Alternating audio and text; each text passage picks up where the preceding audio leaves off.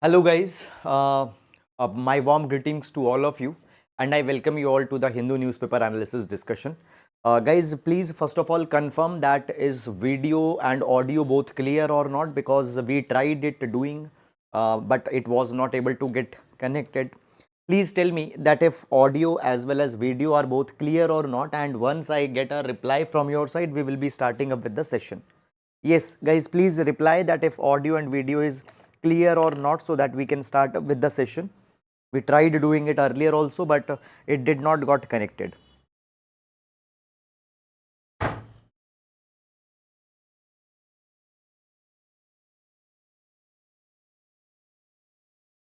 Okay, yes, okay, fine. Okay. So guys, in the video, we are going to take up entire analysis of the Hindu newspaper. We'll take up all articles along with background and way forward. And you can also download explainer notes of this particular session from our Telegram channel. Link for Telegram is given in description box in YouTube. Now, first of all, let's take overview of newspaper so that we can understand that which articles are actually important in today's newspaper. So first article that we have here, India lights up the dark side of the moon. So guys, this is something that we all have to be proud about. India has successfully, the Chandrayaan 3 has successfully made a soft landing on moon, and now the rover Pragyan will deploy. Okay, we will be taking a brief dimensions of this particular article as we will be moving on. Then further moving on, after that we have this article, we are in favor of BRICS expansion. We'll take this particular article. Wagner chief feared dead in plane crash. So if you remember few days back, we also saw that Wagner group's chief, he started mutiny against Russia. So he is supposed to be dead. However, you are not required to go too much in details of this particular article. Fine. Then moving on, city section, 450 quick response teams to man Delhi during G20 summit. So 9 September and 10 September G20 summit will be held in Delhi. So the preparations are going on. Moving on, you don't have other articles related, other important dimensions are not there in this particular section. We have these tenders, advertisements, regional issues, etc. So guys, directly we will be moving on and we'll reach editorial section. In editorial, first article that we have is needed a well-crafted social security net for all. We'll take this particular article for examination. Then on the moon, over the moon, Chandrayaan 3. There is on article already, we'll take that up. Then after that, guys, moving on, the UK-India relationship is alive with opportunity. We'll take this particular article also for examination. Can AI be ethical and moral? This article is also a very good article and directly important and relevant article for GS paper number 4 ethics. We'll take this article. Then further, preserving the sanctity of Gandhi Ashram. So guys, this is a state of play article. Okay, article talks about the Mahatma Gandhi's Sabarmati Ashram. However, guys, much important substance has not been given. Then after that, dispute over tutor's remark is much ado about nothing. Okay, so guys, recently you have seen that one of a tutor said in his video that you should vote for educated people. Okay, that was said. Now here the data has come that how many percent of MLAs are graduate, how many of percent passed with 5th grade but did not enter college. All these kind of things have been given. Now, moving on, guys, after that we have this text and context page, implementing a car safety program. We'll take this particular article for examination. Even yesterday it came. What are the amendment to the Pakistan Army Act? Not needed for, guys, our examination. So I will not advise you to go too much in detail here. Then downgraded at the stroke of a pen, the bifurcation of the erstwhile state of Jammu and Kashmir, J&K. Now, the guys, see, basically this is from the archive article. From the archive article means that this particular article was published earlier. Now it has been republished again. So this particular article actually got published on 8th of August 2019. Okay, it was published on 8th of August 2019. So it is a 4-year-old article. Now, why this article has come again in newspaper? It is because of this particular fact, guys, that right now hearings are going on in Supreme Court with respect to constitutional validity of dilution of Article 370. So for that particular thing, this particular issue is going on. Now, one thing you need to understand, guys, that you are not required to track this particular hearing that is going on in court every day and all that particular thing. Okay. When some final judgment will come, then we'll take. India welcomes a consensus-based approach to expand BRICS. We'll take this particular article for exam. Then 18 killed as under construction bridge collapses. Okay. Modi Shi likely to attend East Asia Summit ASEAN meeting in Jakarta. Now, basically, guys, as we talk about the upcoming meeting, upcoming summit of East Asia and ASEAN meeting, they were basically the timetable was coinciding with G20 summit that is to be held in September. So basically they are trying to fine tune the timetable so that Prime Minister can attend G20 also and can attend that also. So as of now it appears that Prime Minister will visit that. But guys, right now they have just cleared that particular schedule, that there is a bleak possibility that on 7th he will be going and will be attending that. But for our examination, we are not required to track that detail, whether it got confirmed or not. If this particular summit happened, then what are key takeaways from there? Then you need to follow that. As of now, no need to follow. Then, moving on, guys, in this particular article, Chandrayaan 3 moon now is in India's orbit. We'll take this particular article. Then National Curriculum Framework proposes board exams twice a year. Okay, we will take this particular article. Then here Astra air-to-air missile test fired from Tejas in textbook launch. We'll take this particular article also. Data from several year missing from RTI portal. We'll take the basically, guys, now in this particular article, what are the important things? I will just tell you. Okay, here I can see a comment, sir, today's synoptic notes quality. Okay, what is the issue in quality, dear? Please tell me. Is it blurred? Okay, let me check the issue, if there is some issue in that.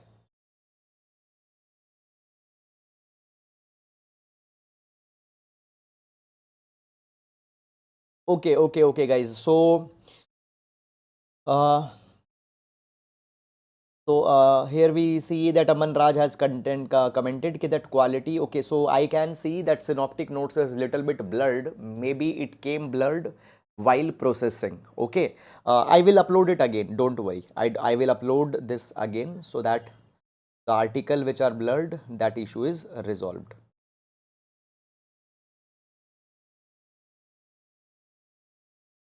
Okay, just 1 minute.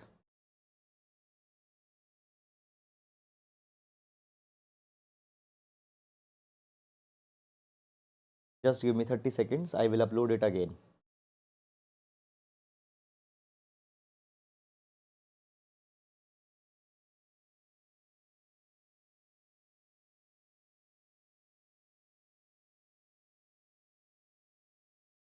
Okay, guys, now you can check the Telegram channel. So there was this issue that the previous copy of synoptic notes that I uploaded was coming little bit blurred. Now I think that issue will not come there. So you can check that, yes, that issue is resolved. Now it is not blurred. Okay, fine. So that particular issue is now resolved. Okay. Now, data from several year missing from RTI portal. So basically, guys, there is an RTI portal. Okay, there is an RTI portal, that is RTI online portal. Now this RTI online portal was basically this RTI online portal, it was started way back around 2013, and since then the RTI applications that have been made, their information was available on this particular portal. But what has happened, a lot of RTI information got deleted, it got lost from this particular portal. So basically, this portal got started in 2013 until 2022. 58.3 lakh applications were filed and its information was available on this particular portal. But now that information has just got lost. Now understand one particular thing, guys, that according to the government, it is being said that it is due to the heavy load on website that particular information is lost. But many activists are saying that it is again might impact transparency, it might impact the RTI and all such kind of things. Now understand one particular thing, guys, you are not required to take two paragraph notes out of this particular article. Just if you are writing any answer on RTIE transparency, we can mention this in one line, that even recently there were glitches in RTI portal where a lot of information was lost. So government needs to be careful on this tech angle or in this tech aspect also. Okay, so that is all guys about it. Now moving on to next page. Here we have the world page. Russian mercenary chief Yevgeny Prigozhin feared dead. Again, no need to track this particular article. Then after that, Thai Prime Minister takes office. Business page, Goel upbeat about G20 trade talks. Okay, we'll take this particular article. Already on G20, there is one article in editorial section. Then we have these corporate trends. Okay, corporate trends, share market and all such kind of things are not important for our examination. Then we have sports page. And guys, I told you that in the last there is a science page. Some days there are good articles which are relevant for UPSC examination. Some days there are articles on core physics, research paper analysis they do, not that is important. But today we have an important article. It talks about how can One Health help India and India help One Health. We'll take this particular article for examination. Okay, and with this the newspaper ends. Okay, so this is guys the overview of our newspaper, and one information, one news I want to share with you. Okay, so just one information I want to share with you guys. And what is this piece of information? Okay, so if you the Hindu newspaper, they have published a notice on their website, and as per that notice that the Hindu has published on their website, they provide this particular thing that they will disable the option for downloading of PDF from I think 1st of September. Okay, so I will share that particular notice if needed on your on the Telegram group also. So they are publishing it on their website, and advisory comes there. So if they disable that particular thing, then I think we might not be able to see that overview, because if the PDF copy is not being given by Hindu, then that might come. However, let's see what happens on 1st of September when this particular change will be implemented from the side of Hindu. Okay, so we'll take that. However, however, analysis will continue anyhow. Fine, that will not stop. Okay. Okay. Now we have this synoptic notes where we first of all take GS quotation, which is important for our examination, can be complemented in with our answers of GS 1, 2, 3 or 4. So today we are going to take quotation from Malcolm Forbes. Malcolm Forbes says that diversity is the art of thinking independently together.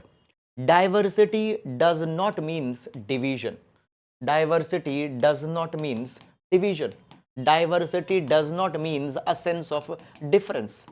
Diversity means that there can be different patterns of thinking. There can be independent of patterns of thinking that can exist together. So diversity with unity, diversity with fraternity, what it is the art of thinking independently but together, okay. So that is about it. Now moving on, and let's take first article. Okay, so guys, we have already started our ethics course. Yesterday was the first class and it was a beautiful class, and I again want to thank you all who have enrolled in this course and were interested in this course.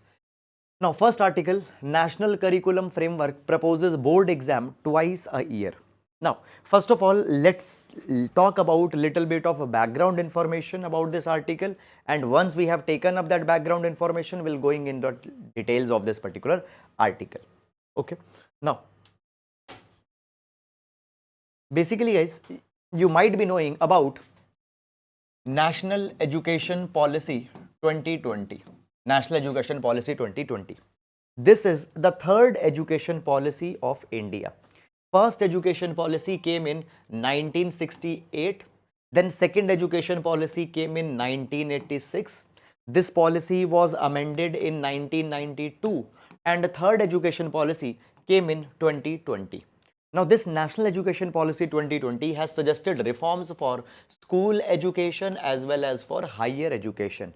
And amongst the reforms that are suggested in NEP 2020, it has suggested many reforms. And by the way, if you don't know anything about NEP, and if you want to read about NEP, I had already made a video on our channel on National Education Policy. You can check out that particular video. When this policy came new, then I made that particular video. Now, this National Education Policy 2020, it provides this particular thing that at school education level, they suggest that syllabus and curriculum is to be changed. They provide this particular thing that the syllabus and curriculum is to be changed.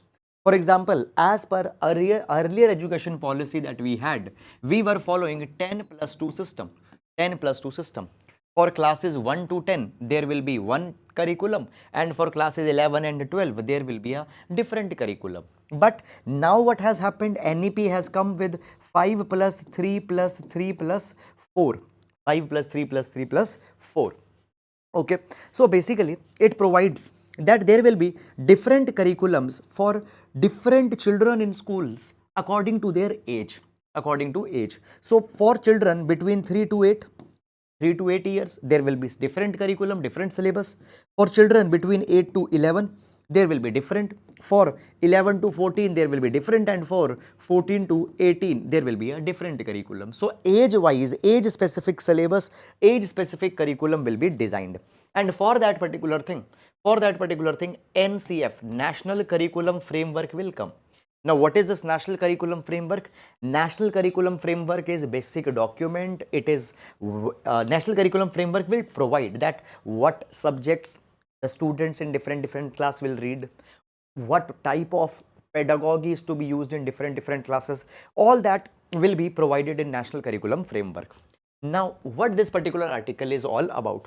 So, National Curriculum Framework, it has proposed certain changes in syllabus. It has proposed certain curriculums. Why?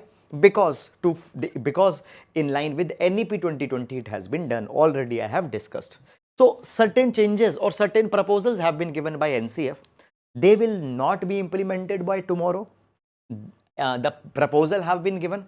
Now government will decide that whether they have to accept it or not, and if it has to accept, what part is to be accepted. So what actually has happened? So basically, National Curriculum Framework has been released. Who has released it? National Council of Education Research and Training, NCERT. So NCERT has released this National Curriculum Framework. Now let's see what they have recommended in this National Curriculum Framework, what things they have recommended. Let's see them one by one. So basically, just a minute. Yes. So basically, guys, they have recommended these reforms, and basically what NCF is, I have provided here in this one paragraph. You can read it. So number one, they suggest this particular thing that students between class 9 to in class 9 and 10th, they need to learn 3 languages at least. Out of these 3 languages, 2 languages need to be Indian languages, Indian tongue. For example, they can learn Hindi and Tamil. They can learn Malayalam and Tamil. Any 3 languages, out of which 2 have to be Indian and 1 could be other. For example, they can learn English, they can learn French, they can learn anything. Okay. And in class 11 and 12, students, they have to learn 2 languages. 1 has to be Indian. For example, 1 could be Tamil, 1 could be Malayalam, 1 could be Hindi, or 1 could be English. So this is one change that they have proposed. Then the next change that they have proposed is that the students would be allowed to take board examinations at least 2 times in a school year. So as of now, when we talk about the board, you can take board is only 1 time, and whatever score you got in your board exams, that is final. But now they're proposing that 2 times students should be given an opportunity to take board exam, and wherever they have scored best, that particular score is to be retained. So this is something, it will reduce pressure, academic pressure on children, because now pressure to score a particular type of marks has been very high. Then third thing that they have suggested is that now guys, in school you have certain option, you have a choice that you can take certain optional subjects. For example, in 11th and 12th, you can take certain optional subject. For example, even let's say you can take an optional subject as computer, you can take an optional subject as physical education. So now they have provided this particular thing that the optional subjects, they have grouped optional subjects in three parts. The first part, the first part is optional subjects related to art education, which will include visual, performing arts, okay, appreciation of art. Second is optional subjects related to social science, in which humanities, fine commerce, all such things will come.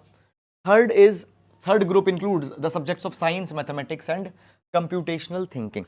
So optional subjects that you can opt, they have divided them in three groups.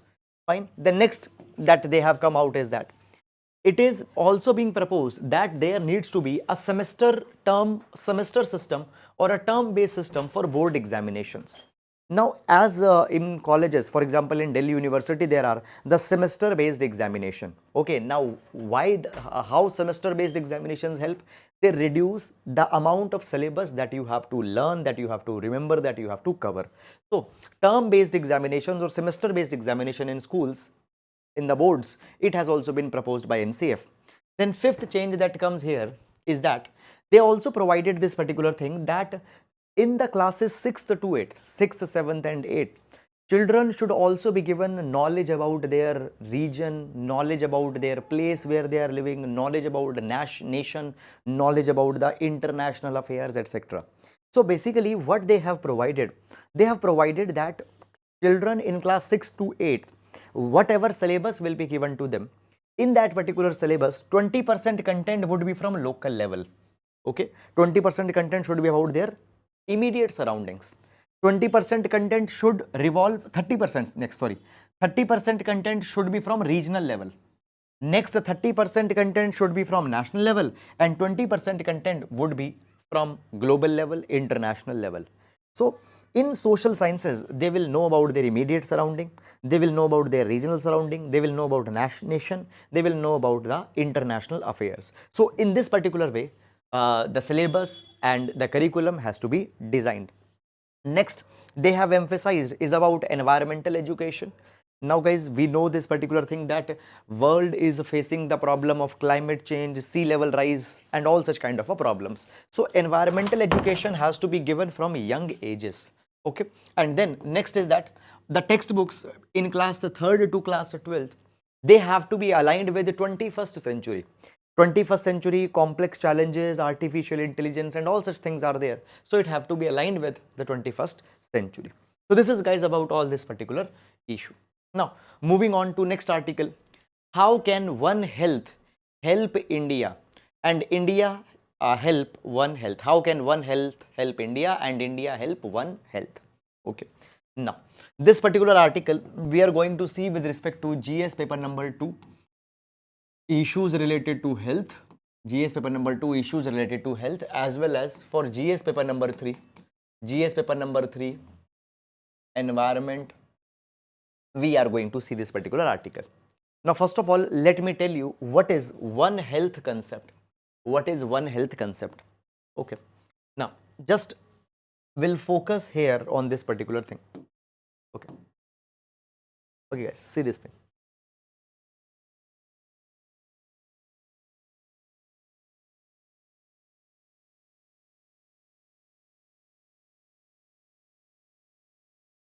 Okay, human health, environmental health and animal health.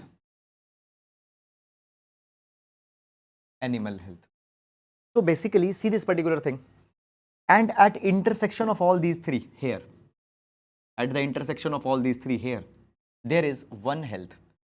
There is One Health. What is One Health? One, now understand this particular thing guys, that if animal will not be healthy, if animal they are having lot of viral diseases, lot of bacterial diseases, what will happen? Animal, they come in contact with human, animal will pass on their diseases to human health will get impacted. If animal are not healthy, what will, let's say, then the next is that environmental health. Today, by industrialization, because of our development, we are emitting a lot of pollution, we are emitting a lot of harmful gases in environment, smoke, all such kind of a thing. Environment will not be healthy. If environment is not healthy, what will happen? You will breathe bad air, you will drink dirty water, polluted water. What will happen? It will impact the health of human, it will impact the health of animal, because animal, human are both they are breathing the same air, drinking same water. So environment has to be healthy, animal has to be healthy, human have to be healthy. Okay, when all these three components will be healthy, okay, animal health, when there will be human health, environmental health and animal health, then the one health will be achieved. And by this approach, every of these three components will stay healthy. So now it is being provided that we should not focus on compartmentalized approach. We always just focus on keeping human healthy. But can human be healthy if environment is not healthy? No. Can human be healthy if animals are not healthy? No. Why? Because humans come in contact with animals, are dependent on animal for a lot of their survival as well as for their needs. So one health proposes, it recognizes the interconnection. When we talk about one health, yes. So when we talk about one health recognizes interconnection between health of human, health of animal, plants and their shared environment. So environmental health, animal health and human health. And when we talk about one health, through one health, everybody's health can be ensured. And this concept was emphasized by Hippocrates in 460 to 367 BC, the father of medicine. Hippocrates also provided this particular thing, and since then many of scholars, many of the scientists, find particularly the medicine scholars, they have provided one health is important. And today we find this particular thing that it has actually become even more important in the aftermath of pandemic, COVID pandemic. Now when we talk about COVID pandemic, it was a pandemic which was zoonotic in nature. Though up till now it is not 100% clear, but it has been provided that this SARS-CoV-2 virus, it came from bat. Some people say that it came from pangolin. Some people say that it was a mutation from bat and pangolin both. Leave whether it was bat or pangolin, but it has a zoonotic origin. It has origin in some animal. Okay, and we have found this particular thing that over the years, so many of the deadly diseases that are infecting humans, they originate from animal. So if animal will not be healthy, then what will happen? There we will not be healthy. So today we see that there is a human population that is growing. We have carried so much of urbanization, so much of industrialization, and this industrialization, urbanization, it has impacted biodiversity, it has impacted ecosystems. Actually what has happened, we have entered in forest, we have cleared the forest, we made settlements there, we are going more and more and more near to animals, and animals who are reservoir of many viruses, they are coming in contact with us, and there are many of mutated viruses that are coming to humans. Okay, now according to the researchers, it has been provided that 60% of emerging disease that we have today, they are zoonotic in nature, means their origin is in animals. For example, bird flu, zoonotic disease. Fine. Ebola virus, zoonotic disease. Rabies in dogs, zoonotic disease. Japanese encephalitis, and you take example of SARS-CoV-2, COVID, corona, it is also a zoonotic disease. Okay. Moreover, apart from that also, humans are also now getting vulnerable to many other kind of a disease also. For example, today, antimicrobial resistance, antibiotic resistance, it actually is a very big health problem. And if I just give you the data from, basically this is the Ministry of Health and Family Welfare's finding, they provide that in COVID, people not died because of COVID, they got recovered from COVID, but after COVID, they got infected other diseases. For example, they got infection. Okay, for example, black fungus, you might have heard about, yellow fungus, all that came after the COVID virus. So people developed infections, and as They developed infections, their immunity was already weak because of COVID, antibiotics did not work on them. So today we are becoming resistant to antibiotics, antimicrobial drugs. TB, people who suffer with the TB, after a time, many people, they develop a resistance. Okay, antimicrobial, antibiotic resistance, it comes, and by that people die because of common diseases. So it is a very big problem. Vector-borne diseases such as malaria, dengue. Okay, so all these particular things actually become a concern. So today we need to emphasize on One Health. And when we talk about One Health, how One Health is to be emphasized? Different ministries, different government department, they will come together, they will collaborate with each other, and they will come out with a common health strategy. For example, Ministry of Health and Family Welfare, fine, Ministry of Fisheries, Animal Husbandry and Dairying Department, Ministry of Environment, Ministry of Science and Technology, Department of Science and Technology, all needs to come together and needs to make a comprehensive policy for One Health. And COVID-19 pandemic, it has highlighted the importance of adopting One Health approach. Now, even before COVID-19, there was Standing Committee on Zoonosis that was constituted in 2006 by the Ministry of Health and Family Welfare. But it was not functioning so well. But after COVID-19, there is a focus that we need to renew the Standing Committee on Zoonosis so that it can emphasize on One Health. And guys, Department of Biotechnology after COVID-19 has also launched consortium on One Health, and this consortium on One Health brings together 27 organizations from 27 departments from multiple ministries. For example, it is bringing together the departments from Ministry of Environment, Ministry of Health, Ministry of Dairy. Okay, so in total 27 organizations, departments from multiple ministries, they are coming together and they are trying to identify that how One Health can be executed. Also, transboundary animal diseases, how they can be controlled. For example, when we talk about transboundary diseases, few months back there was a lumpy skin disease that was going too much in the news. Now lumpy skin disease majorly impacted cattle. Okay, how lumpy skin disease came in India? It is because of the illegal. Now lumpy skin disease, it has been a very big problem in Nepal, okay, Bangladesh also, and there are a lot of cattle that got smuggled in India. So from there it came. So transboundary animal diseases, lumpy skin disease. If you talk about COVID, it got originated in China but came in India. So we need to control them. Apart from that, Department of Animal Husbandry and Dairy, it has also started in partnership with Bill and Melinda Gates Foundation. They have launched One Health project, where in Karnataka and Uttarakhand. So Bill and Melinda Gates Foundation is a philanthropic organization by Bill Gates and his wife, and Confederation of Indian Industry was also involved, and they have come out with the One Health pilot project. Pilot project means an experimental project which they are going to start in Karnataka and Uttarakhand. So these are some of examples that how India has taken up One Health concept and why this One Health concept is need of our, why India needs to focus more on that One Health concept. Further, it has also been provided, that as we talk about this One Health concept, just a minute. Now, how to implement One Health concept more effectively? What are the implementational strategies that are needed?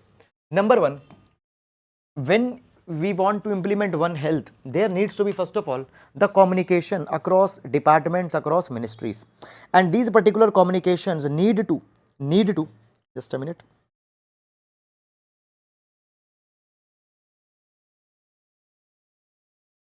And these particular communications need to be sent across ministries, departments. For example, guys, see this particular thing, that Ministry of Health, Ministry of Environment, Ministry of Dairy, Ministry of Department of Science and Technology, they need to collaborate with each other. So number one, there needs to be effective communication between these ministries and departments. Secondly, there needs to be collaboration between all of them. So that they come out with long-term strategy, they can come out with medium-term strategy, so that they can focus on all these particular things.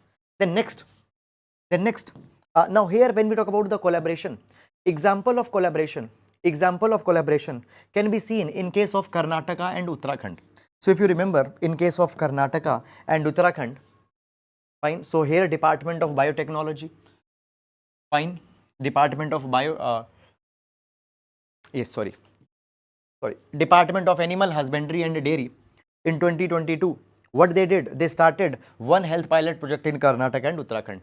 So along with Department of Animal Husbandry, Confederation of Indian Industry, state government are also linked there. So this is an example of collaboration.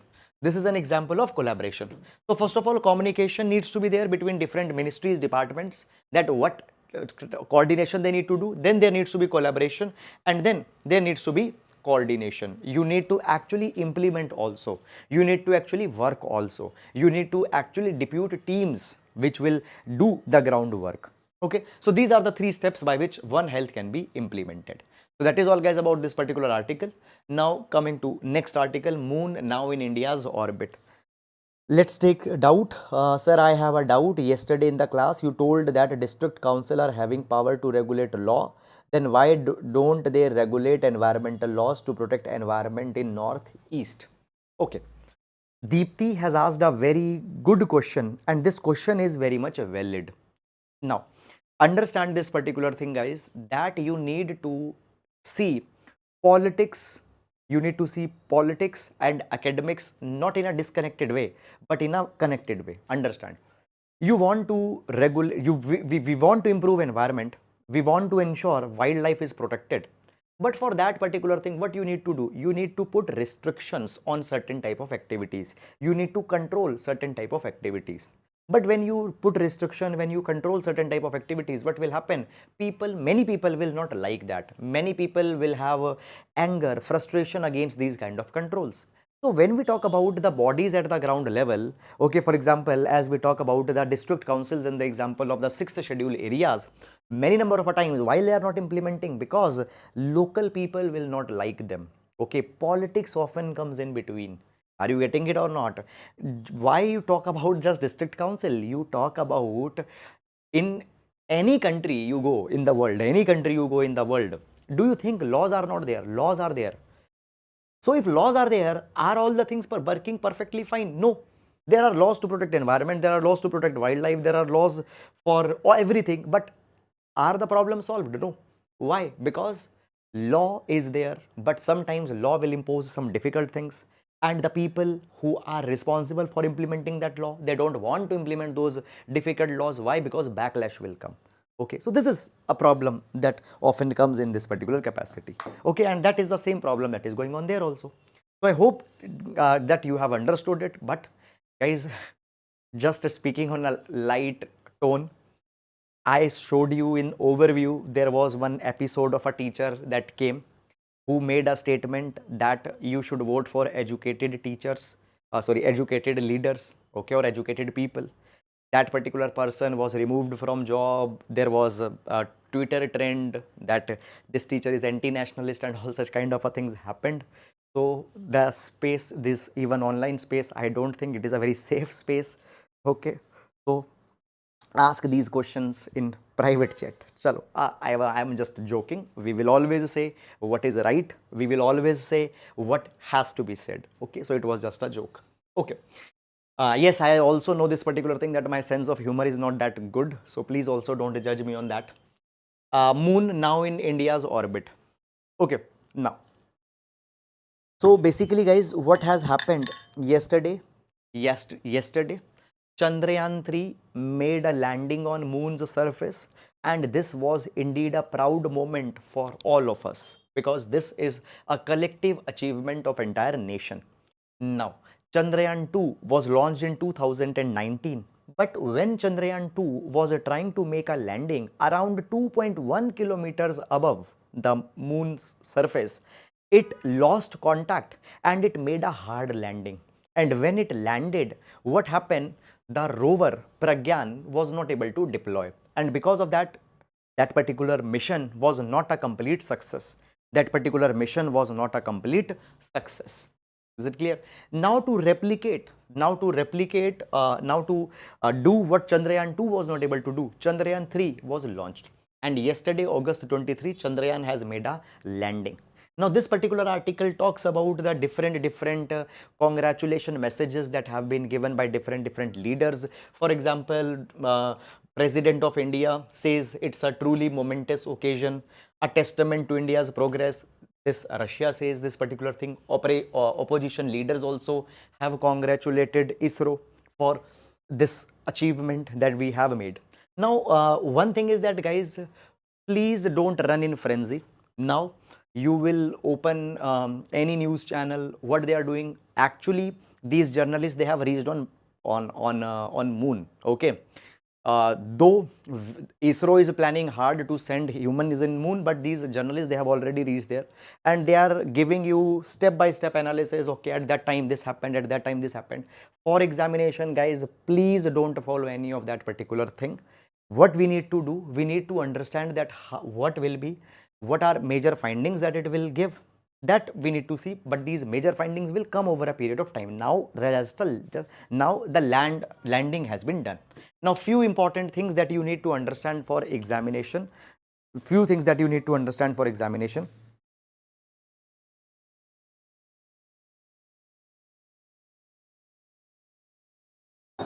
Yes.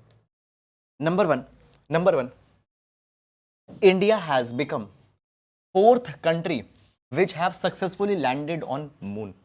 So we are in elite group of 4 countries. What 4 countries have landed on moon? US, China, Russia and India. And India is the first country. India is the first country which has landed on polar region of moon. So India has landed, Chandrayaan 3 has landed on South Pole. So here no country has landed till now. Russia was trying to reach there through their Luna 25, but Luna 25 got crashed. So successful landing has been done only by India. Now, this particular Chandrayaan 3 module that has made a landing, it contained Vikram, which was the lander which actually landed. And apart from Vikram, there is rover Pragyan. Now, as Vikram has landed, now Pragyan will come out, Pragyan, which is a rover, it will come out of Vikram and it will be doing analysis of lunar surface. So as you have seen a remote car, it operates, it drives, it runs here and there at its own. So in the same way, we have a rover by the name of Pragyan. It will come out of this Vikram and then it will be doing analysis of moon's surface. Now, ISRO officials at Telemetry Tracking and Command Network Center, ISTRAC is in Bengaluru. They are tracking the tracking health of Vikram as well as rover, and they say that the rover will roll out of Vikram just in some time. Now, this Pragyan rover, it is going to conduct 2 important experiments. 2 experiments will be conducted by rover, that is Pragyan. Number 1, and it has 2 payloads. Number 1 is laser induced breakdown spectroscope, LIBS. This is one payload, and another payload that is there in this Pragyan is alpha particle X-ray spectrometer. These are 2 payloads. These are 2 devices that are there in Pragyan. Now, what objective or what function they will do, what experiment they will perform? Number 1, LIBS. So this LIBS, that is laser induced breakdown spectroscope, it will be doing a qualitative and quantitative elemental analysis, okay, about the chemical composition, mineralogical composition of moon. Okay, so what is mineral composition, what is chemical composition of environment there, air there, all that particular analysis will be done. And then AFXS, that is alpha particle X-ray spectrometer, it will specifically be doing the analysis of the lunar soil and rocks where it has got landed.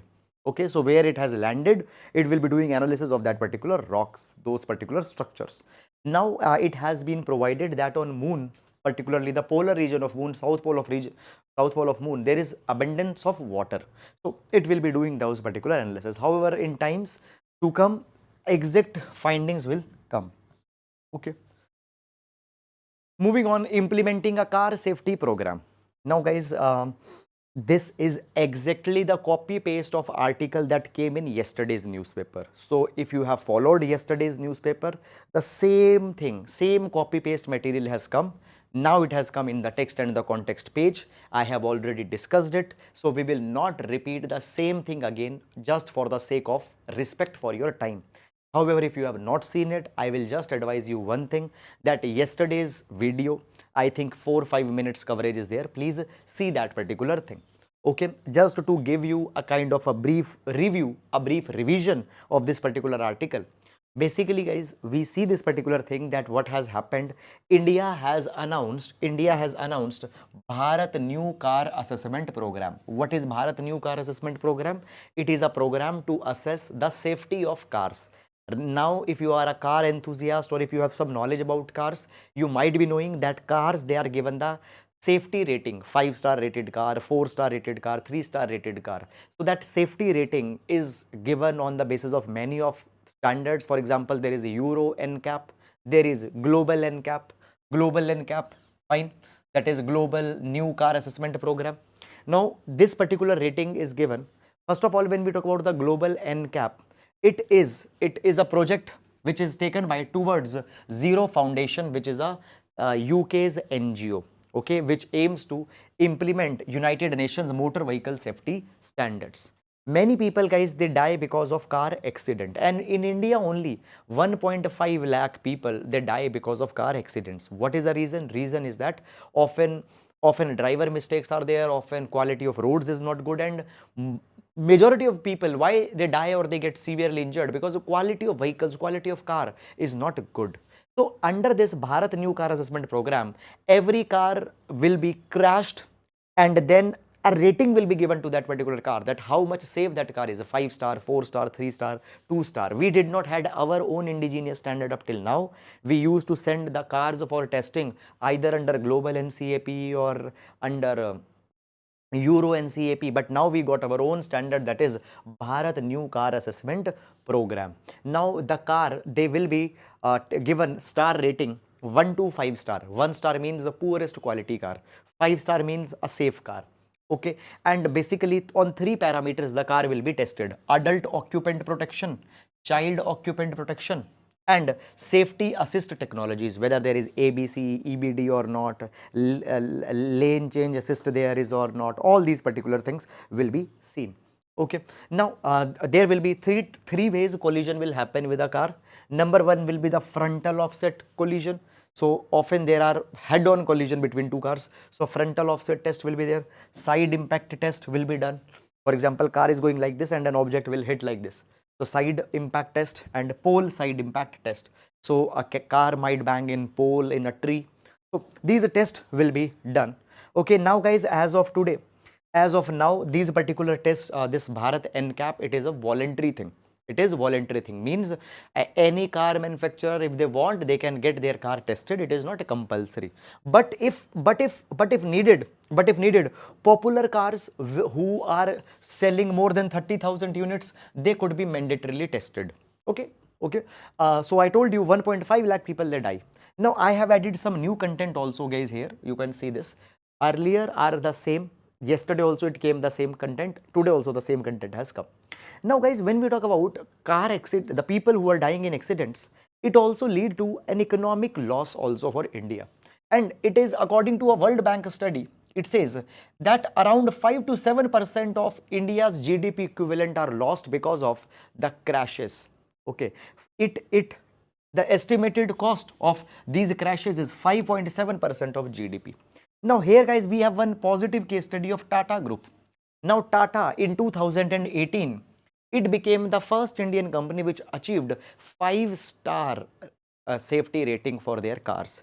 And by the Tata, what has happened, a positive influence has been created, and other car manufacturers also, they are trying to achieve 4 or 5-star rating.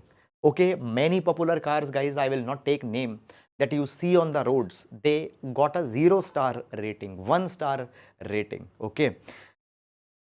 So this is about it. However, the article also talks about this particular thing, that when we talk about when we talk about the car crash rating that we actually are coming out with, India needs to focus on certain things.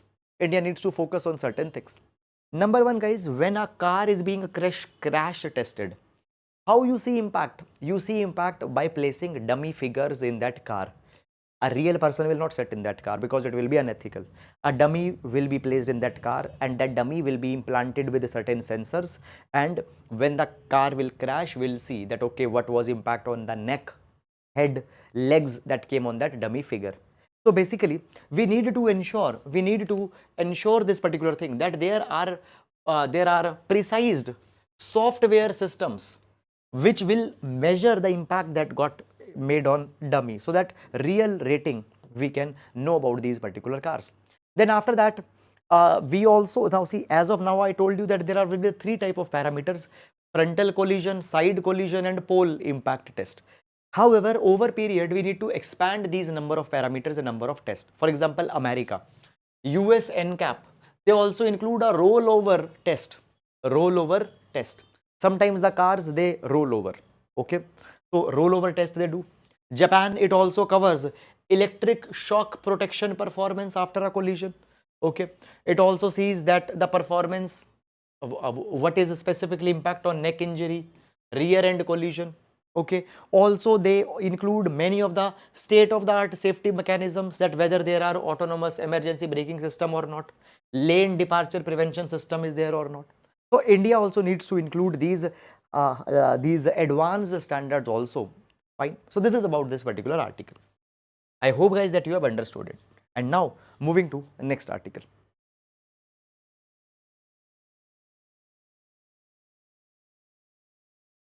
Needed a well-crafted social security net for all. Needed a well-crafted social security net for all. Now this article we have taken from editorial section. This article we have taken from. Okay guys, please confirm me, is the voice and video clear or not? Is there some issue that is coming in video? Please confirm that thing.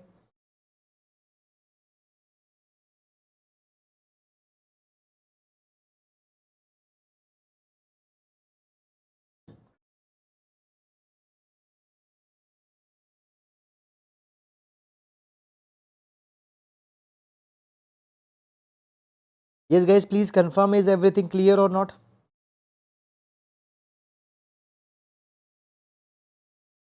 Okay. Now, this particular article we are going to see with respect to GS paper number 2. GS paper number 2, social justice. GS paper number 2, social justice. Okay. Now, social justice. So basically guys, what the article is talking about, article talks about recent periodic labor force survey report that was released. So what happened? According to periodic labor force survey annual report 21-22, it provides that 53% of salaried workforce, 53% of people who are getting salary, they don't have adequate or they don't have any social security benefit. Now, when we talk about social security benefit, what are the things that are there in social security benefit? Whether they have provident fund, whether they have some provident fund access, whether they have access to some pension fund or not, whether they have access to healthcare fund, disability insurance. Okay, so these particular things they do come in social security, and 53% people, they don't have health insurance, they don't have pension plan, they don't have retirement benefit, they don't have disability cover. 53% people don't have that. And according to survey by Mercer CFS, India ranks 40 out of 43 countries in social security. Means we are ranking very poor on social security front. India is not giving so proper social security. Now guys, when we talk about India, India is a welfareist state. Article 21 talks about right to life, and the right to life is expanded. It covers right to health and many such kind of things. After that, there are the directive principle of state policy, DPSP, which puts so much of responsibility on a state to provide social security, safeguards to people. But still, it has not been very much successfully implemented. It has not been successfully implemented. Why? Problem is there because guys, often government announces policy, government comes out with the scheme, but budgetary allocation is not given. If you don't give money, how that particular scheme will get implemented? And here example has been given. For example, when we talk about CAG, Comptroller Auditor General, it came out with a report and said that in 2022, okay, that the cess that were collected for social security for construction workers in Delhi, 94% of money was not utilized. Okay, so for the construction workers in Delhi, for their welfare, for social security for these people, cess amount was collected. 94% money is not used. So either money is not there. If money is there, that money is not being used. For example, Delhi, 94% money has not been used. Okay, so these all particular things, A, funding is not there, B, funding is there, it is not being used. It leads to weak social security net. Now here example from Brazil is given. Now guys, when we talk about Brazil, Brazil is also a developing country like India, but at the same time Brazil has done some really good work in social security direction. And here we have example of Brazil's General Social Security Scheme. General Social Security Scheme. Now this Brazil's General Social Security Scheme, it covers income loss for the worker as well as for the family. For example, if a worker got injured, if worker got ill, if worker met with an accident, okay, so there will be unemployment cover, unemployment benefit that will be provided to worker. And Constitution of Brazil provides this particular thing, that if government is not able to give money, if government is not able to give support to a worker when he is ill or had met with an accident, then National Treasury will step in between and National Treasury will give money. So basically, every worker, they are given a very good social security, they are given unemployment benefit when they are not able to work. Okay, and also it has been provided that the process of availing this is not very much complicated. Just by giving a simple phone call or just by visiting a bank, you can avail your unemployment cover. You don't need to avail, or the process is not that much complicated. Process is not that much complicated. So this is also, ease is also there. Then next, the article also provides this particular thing, that when we talk about India, guys, now if we talk about Indian condition, so see this particular thing, that 91% workforce of India, they are working in informal sector. And as they are working in informal sector, there are no written contracts, there are no written agreement with employer, and these people often don't get any social security benefit. Okay, now there was a code on social security that came in 2020. But this code on social security, it largely covers formal workers. It largely don't cover informal workers. And you see, 91% workers in India, they are in informal sector. So how they will be protected? Fine. Now what steps India need to take? Number one, India needs to focus on Employees Provident Fund Organization, EPFO. Okay. So basically see this particular thing, that we right now immediately need that employer and employee both contribution needs to be increased, so that formal workers, at least they are provided good social security. Now see, social security need not only to be there, it needs to be sufficient so that it can cover the it can provide you adequate protection and benefit. So under EPFO, the formal employees, we need to impose more contribution by employee and more contribution by employer, so that that money goes into a pool and it can support the formal workers. After that, when we talk about the code on social security, in this code on social security, government has provided that urban and rural workers, construction workers, gig industry workers, they can be included. First of all, can be included. Okay, you need to make it compulsory, obligatory, that they have to get included. One thing. Second thing is that guys, okay, they can be provided all these maternity benefit, healthcare benefit, but for that particular thing they have to register themselves. Where they have to register? There is this e-Shram platform in which they have to register. Okay, and once they register there, they get the benefit 2 lakh rupees cover accident insurance, 1 lakh rupee disability insurance. 300 million workers have installed, have registered themselves on e-Shram platform. But problem is that many of the workers that we have, many of construction workers that we have, they don't have internet knowledge. So point is that the burden of registration is imposed on these informal workers itself. There is no burden on employer. Employer's responsibility it should be that he has to ensure that every worker is registered there, and then more money is to be arranged, and even there are many areas of social security that are not properly covered. So a special attention is to be given, and especially female domestic workers who are working as maids, house help, on them a lot of focus has to be given.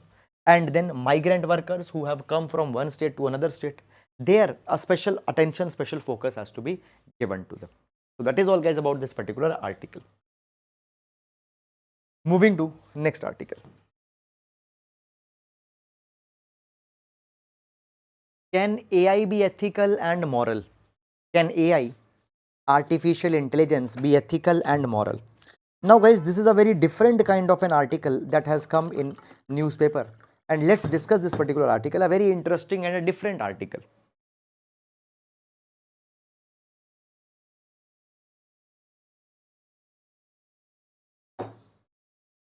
We'll see this particular article for our GS paper number 4 ethics. We'll see this particular article for our GS paper number 4 ethics. Now, first of all, some basic information I want to give you guys here. Today we see this particular thing, that artificial intelligence has become quite popular, and artificial intelligence is being used in almost everything. Artificial intelligence is being used in business. Okay, artificial intelligence is also being used in governance today. For example, what happened when riots happened in Delhi in 2020? So in 2020 Northeast Delhi riots, when it happened, government used artificial intelligence face recognition cameras for enforcement purpose. Today artificial intelligence is used for face identification, for biometrics. A lot of places artificial intelligence is being used. Now it has been provided that artificial intelligence, we see that they also have their biases, they also have their prejudices. How AI, how machine can have bias and prejudice? Let's understand this particular thing. Guys, when you talk about any artificial intelligence program, any artificial intelligence application, how that application is made. So any program which is working on artificial intelligence, it has to be trained on the basis of a lot of data. Now, who is creating the data? Data is being created by the humans. Okay, so you are on internet, you are generating data. Now understand this particular thing, guys. Humans, they have their biases. Humans, they have their stereotypes, prejudices, and the humans' stereotypes, prejudices, biases, they also reflect on the data. And when on that biased data you are training AI, you are training machine learning, even in that AI machine learning, that particular stereotype, that prejudice, that bias, it gets replicated. So therefore there is one issue that comes here in this particular direction.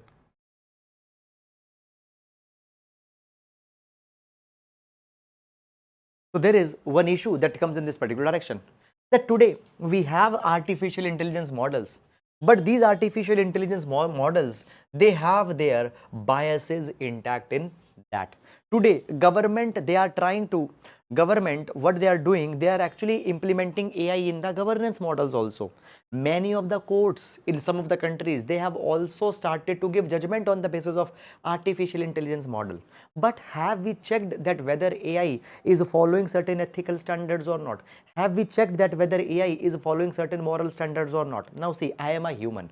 When I am deciding on anything, when I am taking any decision, I will consider the ethical angle, I will consider the moral angle. But how machine will consider ethical and moral angle? Okay, for example, a judge has to give a punishment to another person. While giving a punishment, a judge will also consider the unique special circumstance of that particular person. Fine.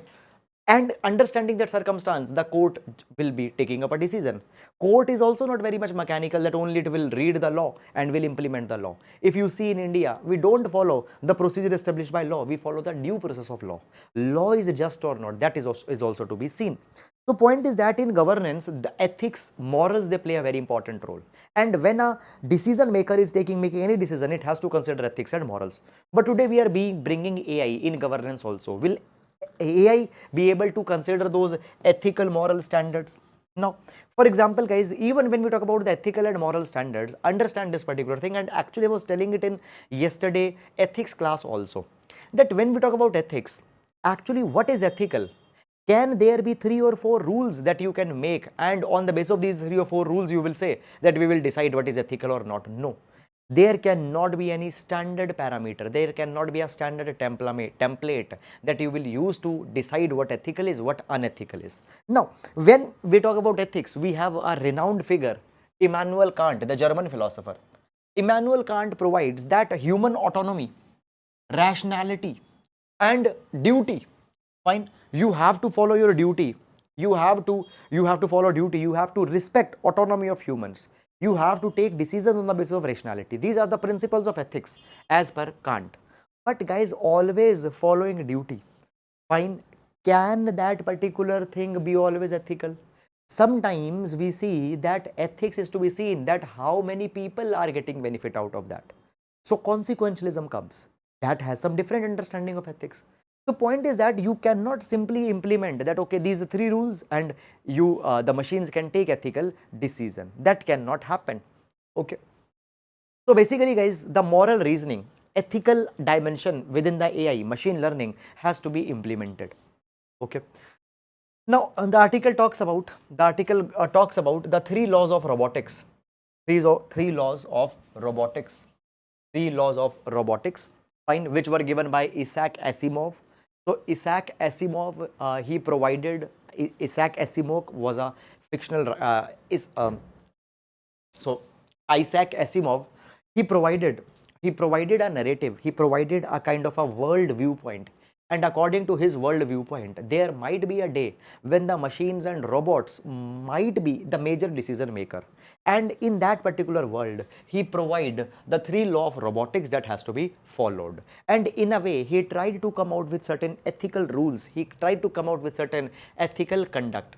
But guys, today in the complex world, that is not possible. Today, that is not possible.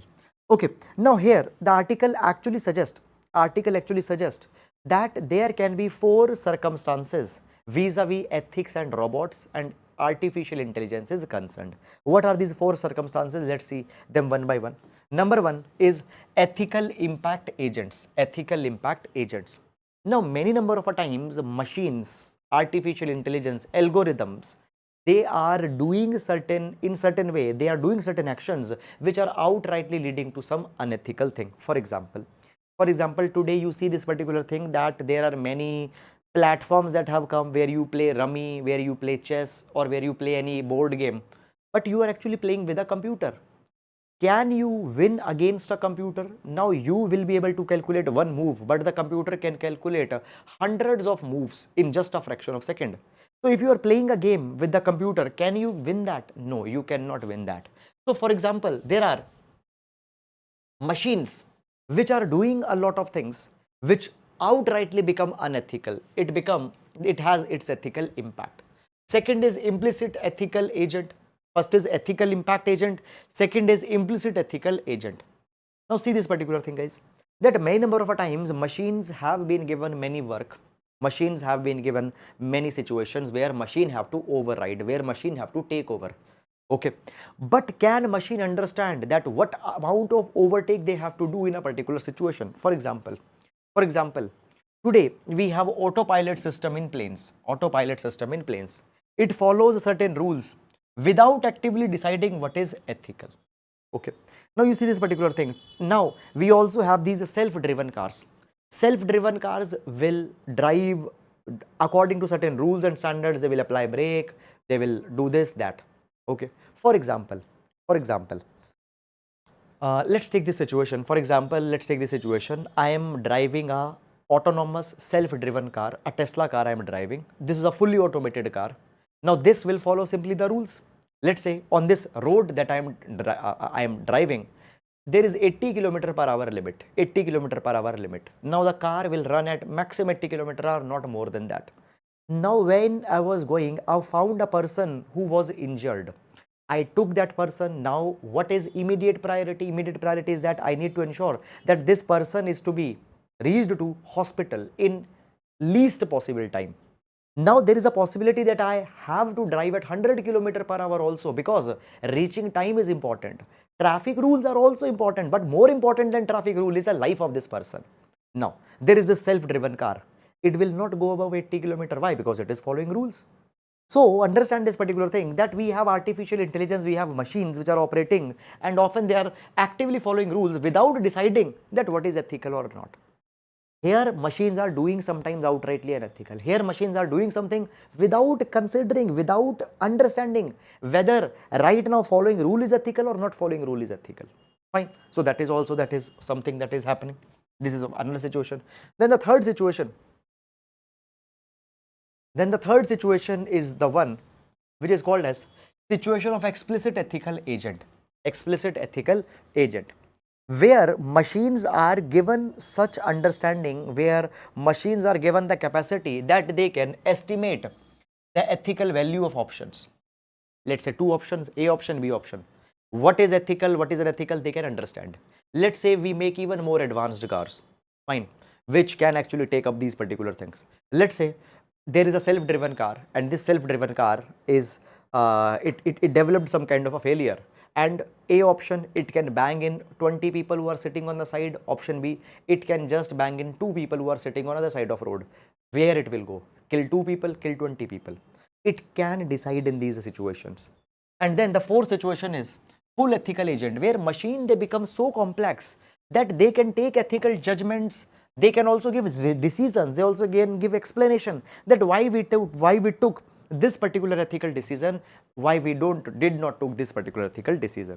So over a period of time, the machines will evolve, and machines will develop where they can take decisions and can also understand the ethics. Now article is saying this particular thing, that time has come. Urgently we need to determine certain principle, universal standards that machines have to follow vis-a-vis ethics are when they are concerned. So that is about it. Fine. I hope guys that you have understood it. Now moving to next article. The UK-India relationship is alive with opportunity. Now this particular article guys is written by Cami Badenoch, who is United Kingdom's Business and Trade Secretary. So this particular article, they will be talking more about the UK, as how UK is a natural and a meaningful partner for India. Okay. Now guys, India is taking up the G20 presidency for 2023. When we talk about India and UK, it has a special relation. And when we talk about India, India is the world's largest democracy, and UK happens to be one of the oldest democracy. India and UK, they have a lot of cooperation on trade front, on growth front. Fine, both give value to growth and prosperity. Now, when we talk about the UK and India, they are collaborating on multiple things. For example, global value chain resilience. Now we got to know this particular thing, that post 2020, entire world realized this particular thing, that we have actually got dependent on China, and China can use that particular dependence as a trade weapon. China can go for trade weaponization. China can misuse that particular dependence. So we want to ensure that our critical components, they are coming from diverse countries. So our supply chain, we want to diversify them. We want to make our supply chains resilient. This is the priority for both India as well as UK. Moreover, when we talk about India UK economic relation, it is thriving. For example, India UK trade relation, it is valued at 36 billion pounds in 2022. India is the sixth largest investor in UK. Fine. In India, sorry, my bad.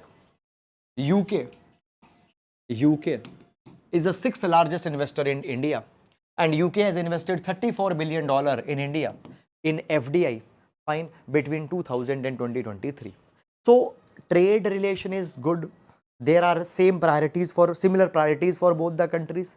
And thirdly, guys, we see this particular thing that UK happens to be a major investor in India also, and also India is investing in UK. For example, recently Tata, they started their giga factory, huge, they started their automobile factory in UK, which will create thousands of jobs. Okay, so therefore in UK they have established this giga factory. Then after that the relation between India and UK is also on the front such as the culture, sports, education, tourism. Large number of students, they go to UK on the study visa. After that, a lot of cultural relations are there. We also have a colonial history. Okay, then there is also 1.6 million people, Indian 1.6 million people who are of Indian origin, they are living in UK. So huge diaspora is also there. Now, also guys, on to leverage further India UK relations, what has happened? UK has also launched Alive with Opportunity. Now, what is Alive with Opportunity? Alive with Opportunity is a 1.5 million pound program where they will advertise each other's relation. And it has been provided that India and UK, they have a lot of complementaries and they need to ensure that how further they can take that economic relation. And both and UK here has taken up an ambition to double the trade with India by 2030. So this is, guys, all about the dimensions that have been given in this particular article. Then moving on, Astra air-to-air missile test fired from Tejas. Okay, this article you will just see for the prelims examination. So guys, here you need to see what is Astra. So Astra, it is indigenous, means made in India, beyond visual range air-to-air missile. Air-to-air missile means it will be launched from air and it will strike an air target. For example, it can be launched from an aircraft and it will be hitting some another aircraft, enemy aircraft, enemy missile, etc. Now this Astra, it is an air-to-air missile, can engage and can destroy highly maneuvering supersonic aerial targets. Higher supersonic aerial target. Supersonic means the one which travels more than the speed of sound. Okay, so there is a sonic traveling at the speed of sound, subsonic traveling below the speed of sound, and supersonic traveling more than the speed of sound. So the missiles, aircrafts which are traveling at supersonic speed, that is speed more than the speed of sound, it can neutralize them, it can hit them. This particular Astra missile, it has been developed by Defense Research and Development Laboratory. Okay, fine. And it has been launched from Tejas. Tejas is a light combat aircraft of India. So it is a success. It is a success of India. Fine. Then further moving on, India welcomes a consensus-based approach to expand BRICS, Prime Minister. So guys, yesterday also we have seen this particular thing that the Prime Minister of India has reached South Africa, Johannesburg, and there he is participating in the BRICS summit. Now, when we talk about the BRICS summit, it stands for 5 countries. B stands for Brazil, R stands for Russia, I stands for India, C stands for China, and S stands for South Africa. So these are the 5 leaders which have participated in BRICS. And there was one article on BRICS also that came, I think, day before yesterday by Happy Moon Jacob. Very good and beautiful article that we have discussed on IRA. If you have not seen it, please do go and watch that.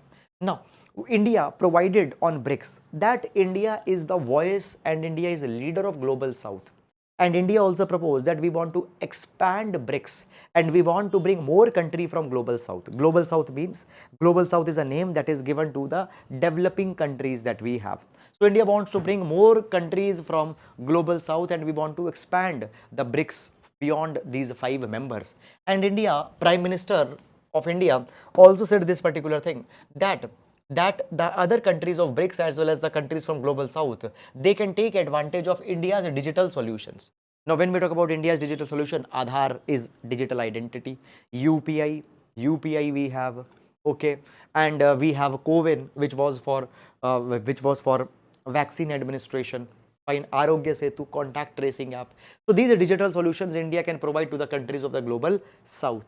Okay, already India has hosted the Global South Summit last year 2022, where 125 countries also participated.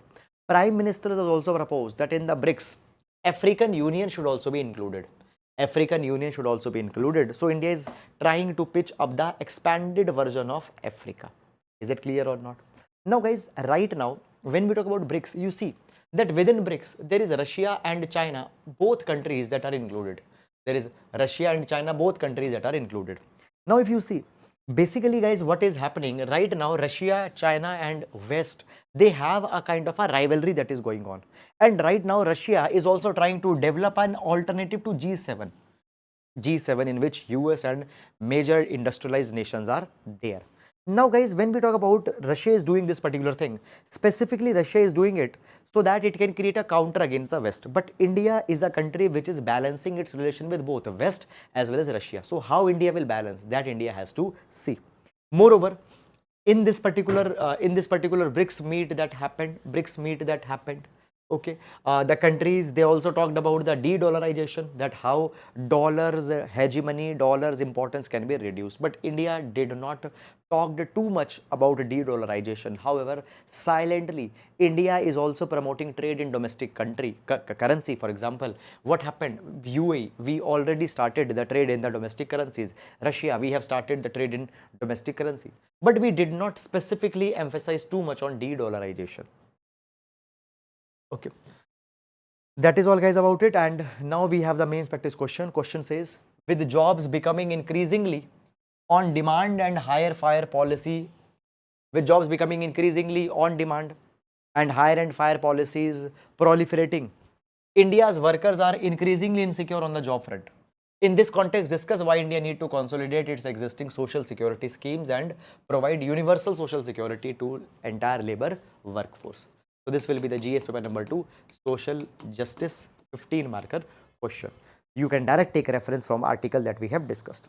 That is all guys about it. And with this, we come to an end to the today's analysis. I hope guys that you have understood it. Now we'll be meeting tomorrow. Till then, please take care of yourselves. Thank you.